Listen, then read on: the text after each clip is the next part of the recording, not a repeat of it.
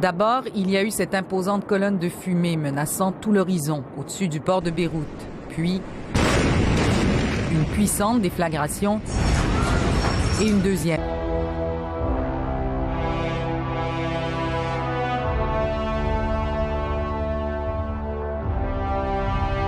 Et sur son passage. Du quartier voisin d'Achrafiyeh à des kilomètres plus loin, dans le quartier central de Hamra, certains ont vu venir l'inéluctable et cherché un abri. D'autres ont carrément été pris par surprise.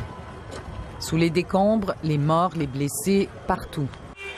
Des milliers d'habitants de Beyrouth, à Gare, ont dû se rendre à pied dans les hôpitaux qui ont vite été débordés. Nous étions à la maison, raconte cette femme, et nous avons entendu un bruit comme des feux d'artifice. Nous pensions qu'un conteneur avait pris feu dans le port. Quelques secondes plus tard, nous avons été projetés dans les airs. Selon le ministère de l'Intérieur, les explosions sont probablement dues à des matières explosives confisquées depuis des années. 2700 tonnes de nitrate d'ammonium qui sont restées là dans l'indifférence des autorités. Inacceptable, a dit le président Michel Aoun, qui appelle à un état d'urgence pour les 2 prochaines semaines. Les responsables de la catastrophe seront jugés, a promis le Premier ministre en direct à la télévision libanaise. La France, l'Iran, le Royaume-Uni ont, comme beaucoup d'autres nations, exprimé leur solidarité avec le peuple libanais et offert de l'aide. Plus étonnant peut-être, Israël, toujours en guerre avec le Liban, a aussi offert une aide humanitaire et médicale par le biais de canaux diplomatiques.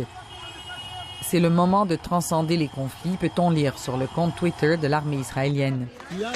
Le sort continue de s'acharner sur le pays du Cèdre et sa population. Le Liban connaît sa pire crise économique depuis des décennies. Dépréciation de sa monnaie inédite, hyperinflation, licenciements massifs et restrictions bancaires drastiques. La grogne sociale est alimentée depuis des mois.